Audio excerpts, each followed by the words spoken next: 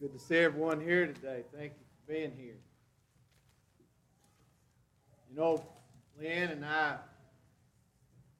went out last night. Actually, we went out 2 nights in a row, which is rare for me, for sure. And every restaurant that you looked at had all these people dressed up all pretty. Didn't take me long to figure out it's prom season, and if nothing else, that means you're going to wait in a restaurant for a pretty good while. But anyway, kind of goes with some of the things that I've been thinking about. I don't know how much they do it. I don't even know if this is a category or not anymore. But used to, people would vote on most likely to succeed. And they'd put your picture in the school annual. Sometimes when we decide, or we may not have an official title, or get your picture in an annual or anything like that, but we look at people and we think that there's no doubt they're going to succeed in life. I mean, they have the total package. They've got the looks. They've got, usually involves athletic ability to some degree. They've got charm. They've got intelligence. And so we look at them and we just say, boy, they're going to make it. But sometimes in our assessment of people, we're wrong. We're very limited in what we know right about the future. They looked at Albert Einstein and didn't think that he had the intelligence to get through school. They kind of turned out wrong on that. And I'm not putting myself in this category, but where I went to Bible college, a little Bible college, where you go to get a degree in Bible, so you know you're going to be a preacher. That's the reason you go there. And while I was there, and I know they still do it, or at least I think they do, they would always have their poster boys, is what we called them. They were the ideal student. They were the ones that represented the school, and they would put them in their little advertisement, and they would send them out to churches to represent International Bible College. Well, I never did make it, and I'll be honest, there's a little bitterness there, but in some respects, I'm not. Because here are these poster boys, these guys that's representing the school, the future of what preachers are going to look like. It wasn't very many years after I got out of school that all of the poster boys that they used had quit preaching, and some of them didn't even go to church anymore. And probably I don't know if they really wanted to hide me, but me and my buddy Keith Warren and Sonny Owens, we were not the best academically. We did all right, but we wasn't used as a poster boy. We're still going, and the ones that they were sure were going to make it, like I say, some of them don't even go to church anymore, which is very sad. We don't always know who's going to succeed. But then again, that's not surprising, because sometimes we don't really know what it means to define, or how we don't really know what success means. We define it wrong. Most of us wouldn't admit this, but we've really bought into how the world defines success. Because if you have children, here's something that you've said: you need to get a good education. And folks, that's true. You need to get a good education. You're not hearing me knock education one bit. Obviously, I believe in it. But you need to get a good education. You stress that. And the reason you get a good education is so you can get a good job. And you get a good job so you can make good money. And that's what we pushed our kids so much on. And we don't say it, but the end result is, if you get a good education, you get a good job, and you get a pretty good salary, then you can get a lot of good stuff. If you get a lot of good stuff, therefore you have succeeded in life. But you just let me throw you a curveball here. What if you get a good education and you get a good job, and you spend your life helping people but don't make much money? Do we mourn that loss as them not succeeding? Because that's a real possibility, isn't it? That you get a good job, you get a degree in a field that doesn't pay much, but you spend the rest of your life helping people out. Well, you ride by their house, and their house is not as big, and their cars is not as nice, and we say, boy, they had so much potential. Have y'all thought about that very much?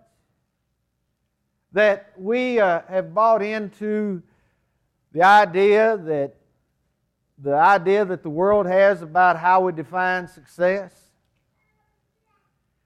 I'm sure that some's already ready to argue with me over it, but that's okay. I'm not going to argue back. We buy in too much to the world's way of thinking, to be honest. Jesus says that we are to be in the world and not of the world, but oftentimes the truth is more we are of the world and not in the world. Well, what does it mean to succeed? Let's talk about that a little bit. And I'm going to throw out three things if time permits. If not, I'll throw out one or two. And they're all tied together, in my opinion. If they were not, I probably would throw them out. I think success can be defined in this way. It is when a person learns to appreciate the moment. There's nothing wrong with dreaming. In fact, I think we ought to dream. I think we ought to have ambitions. I think we ought to have goals. And to be honest, I'm struggling with that because I feel like I'm settling for mediocrity and need to push myself and yet can't find the strength or the reserves or the energy to push myself to do better. I've always been goal-driven. And my goals and my dreams are not as big as they used to be. And I can kind of wrap my mind around and appease myself and say, well, my goals are more realistic now. I don't like realistic goals. I'm not satisfied with them. But the simple truth of the matter is goals and dreams are wonderful and we ought to have them. But we've got to learn to enjoy the moment in which we live, because I am fully convinced, I believe this with all my heart, that life is this wonderful gift from God and every second is to be cherished. Now I know that there's times in life where the moment is very difficult. I know that. But I still think that you try to find a way to be grateful for that moment in your life, that you get to experience this thing called life. I read a comment this morning, I think by Karl Barth, that says, bottom line is, he didn't say it this way, this is my paraphrase, bottom line, all sin is caused by ingratitude. I'm not too sure that he's off base on that.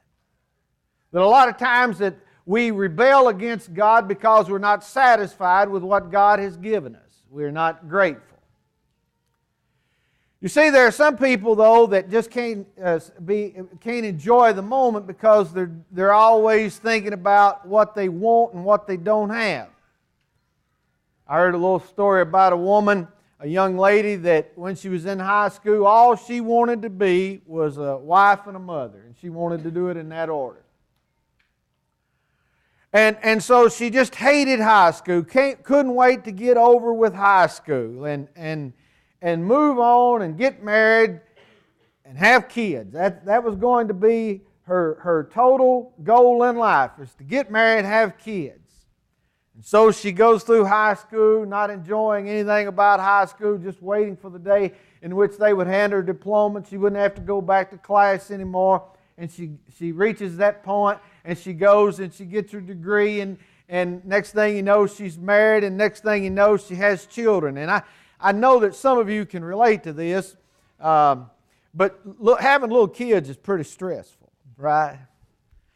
And so she has 2 or 3 kids, and next thing you know, she's stressed out, and she's mad at her husband a lot of times because he doesn't help out nearly as much as he ought to, and he already thinks he's doing more than he should, and you know the routine. And so she's, boy, I'll just be glad when my kids get a little bit older. Well, it doesn't ease up then. I noticed at the Bennett's yesterday they have 3 girls and they had 3 vents. None of them, of course, are at the same place or at the same time. Some of y'all know the routine. You've got to go here, you've got to go there, and some of it's fun, but it tends to be a whole lot of work, right? You got to go here, you got to go there, and so she's kind of like, boy, I love my kids, but I sure would be glad when they get old enough to drive themselves somewhere.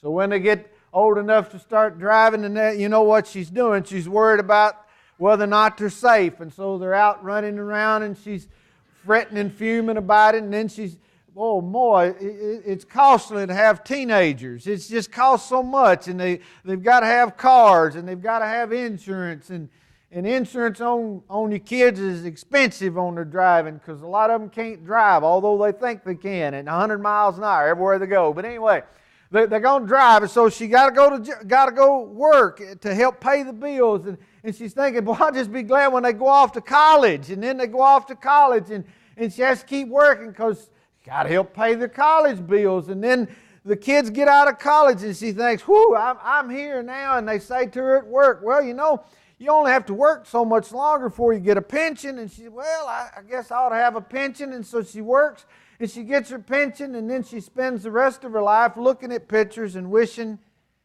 for the good old days.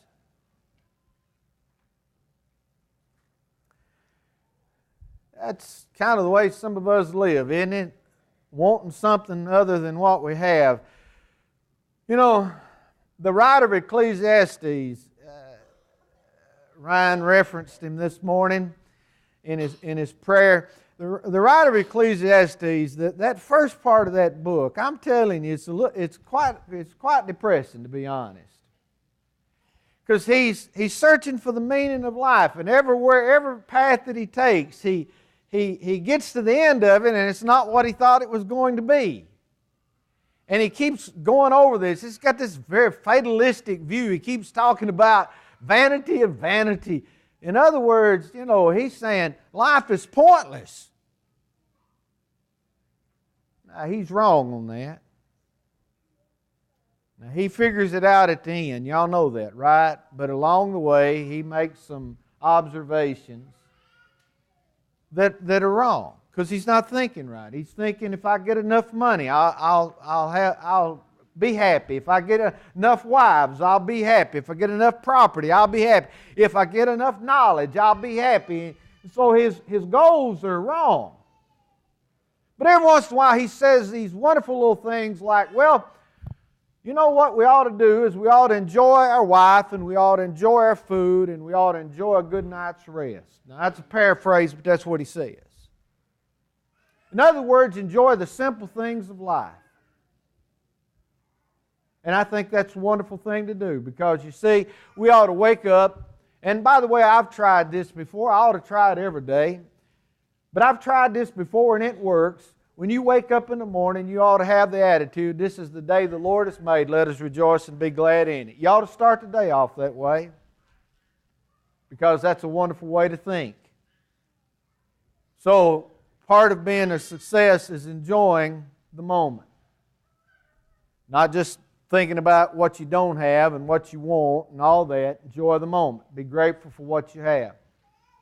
Secondly, I think that you've got to include developing inner peace, and I think those things go together obviously. Developing inner peace not based on outward possessions.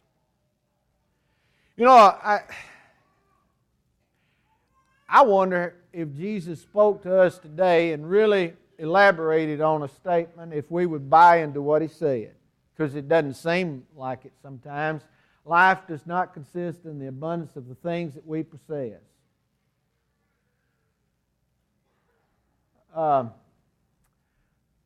have never been one of those people, one of those preachers that just nitpick songs, because I understand that in singing you're allowed, or songwriters are allowed poetic license, where they overstate their case, they use hyperbole, they use flowery language.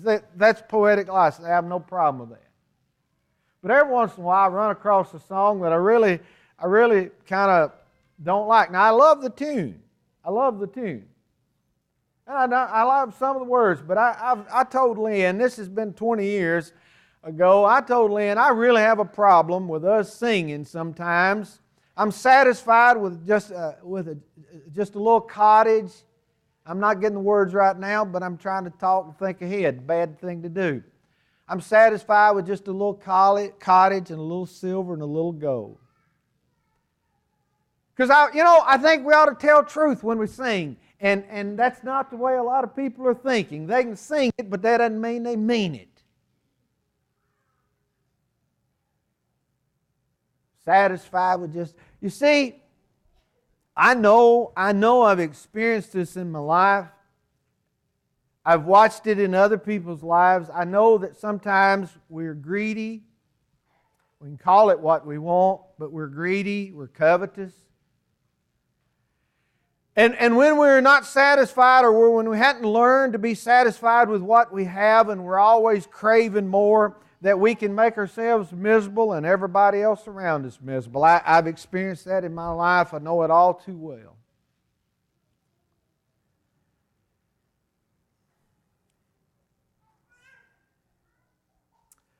You see, what we need to work on is learning to be content with what we have.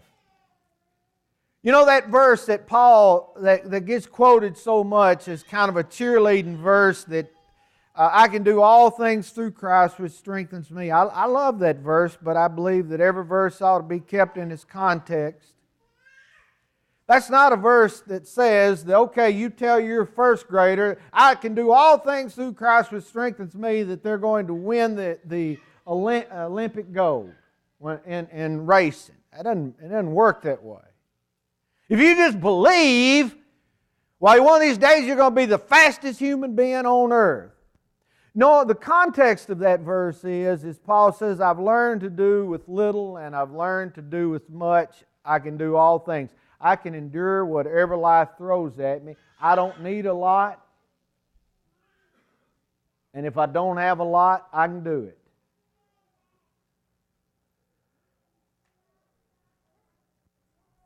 You know what Jesus says in the Sermon on the Mount? He starts out with the Beatitudes. Go and read those again. They're in Matthew chapter 5.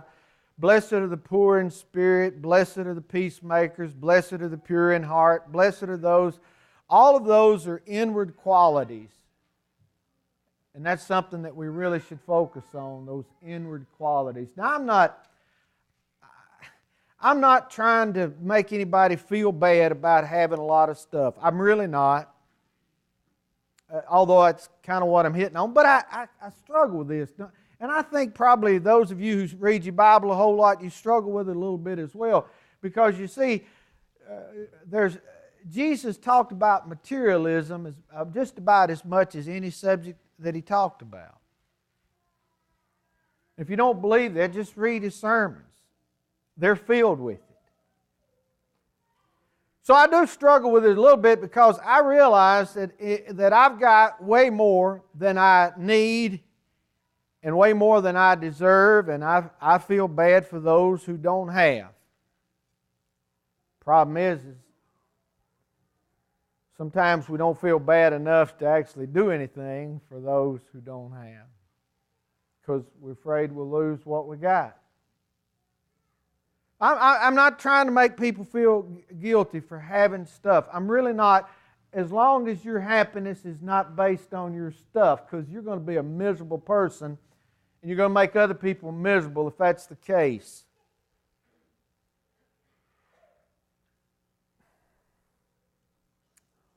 You see, what really, really matters is not stuff, is it? It's not what really matters. Because when you're laying there on your deathbed and you're not thinking about your relationship with God, or you're thinking about people, you're worried about your stuff, boy, you've led the wrong kind of life, hadn't you? If you're worried about, man, oh man, I got to go off and leave my money now, you've lived the wrong kind of life. You're not thinking right. When you're laying on your deathbed, you want to be surrounded by people that you love, people that you care about, that care about you. You don't want your material goods rolled in and let me get one last look. If that's the case, folks, You're thinking wrong. You see, here's what Jesus wants us to know. He wants us to take our blessings. And that's, I hate to even use that word because when we, in this context, because we tend to, when we talk about, oh, the Lord's blessed me, we tend to be talking about material things. That's how wrapped up we are about this, with this stuff.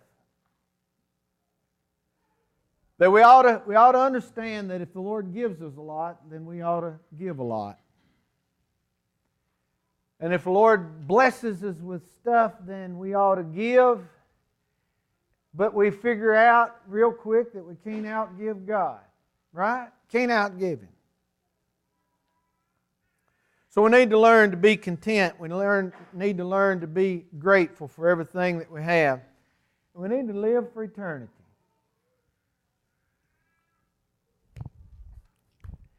I hadn't talked to Leanne about this. I shouldn't tell it now, but you know, every once in a while I think about my own death. I mean, when I was 20 years old, I didn't think about it as much, but now I read the obituaries. There's a bunch of people in there my age and younger, and that kind of bothers me. But there is a reality that I want to face, and that is we're all going to die.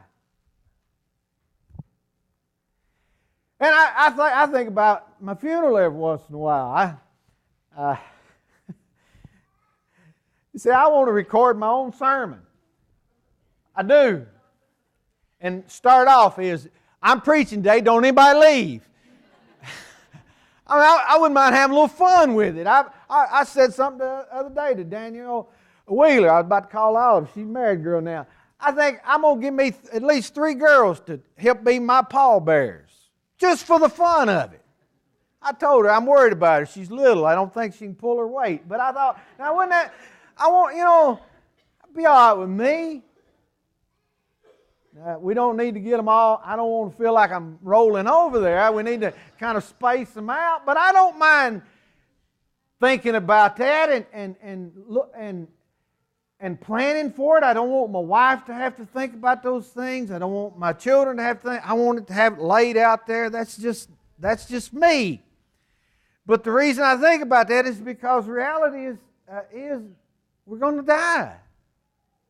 That's just reality. I'm not morbid about it. I don't think about it all the time. But it's appointed unto man wants to die, and I hadn't figured out how to get out of that unless Jesus comes back.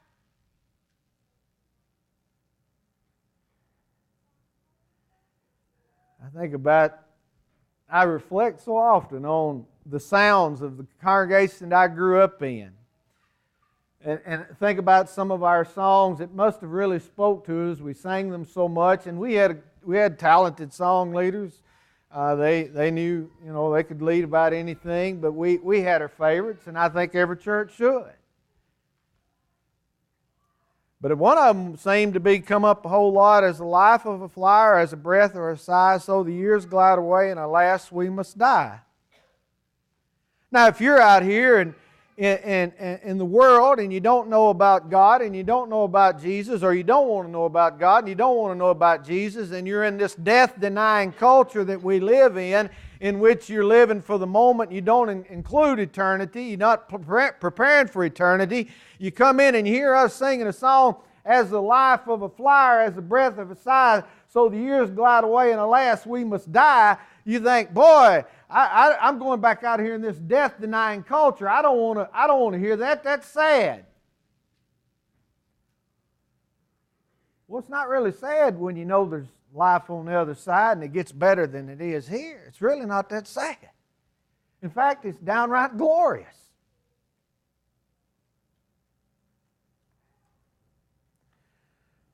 You see, it's appointed that a man once die, but after this, the judgment. See, here's what I know. Here's what I know. The Ecclesiastes writer on his journey of, now you talk about depression, vanity of vanity, all is vanity, all is vexation of spirit. He gets to the end, and it says, let's hear the conclusion of the whole matter. Fear God, keep His commandments. That's the whole duty of man. God's going to judge every work. That's His conclusion. That's not a sad conclusion. That's a grand conclusion, you figure out what life is all about and you live for that reason, then you're a success, right? Enjoy what God gives you. Don't get wrapped up in stuff. Learn to be content and live to be with God forever. That's success. Has nothing to do with the bank account at the end of your life. It has nothing to do with the size of the house at the end of your life. It has nothing to do with the cars that you drive. What happens is you get to hold the hand of Jesus and go home and be with Him. That's a success. You cannot have what is true success if you don't have Jesus. To have Jesus is to have success. To not have Jesus is to fail in life. So are you living for the Lord? Are you learning to be grateful for every moment? Are you happy with what you have and give God thanks and glory every day? Then if you're not, that's what you need to do. If you're not a child of God, you need to respond to the invitation today, and we want you to do so. And you can come as we stand and sing together.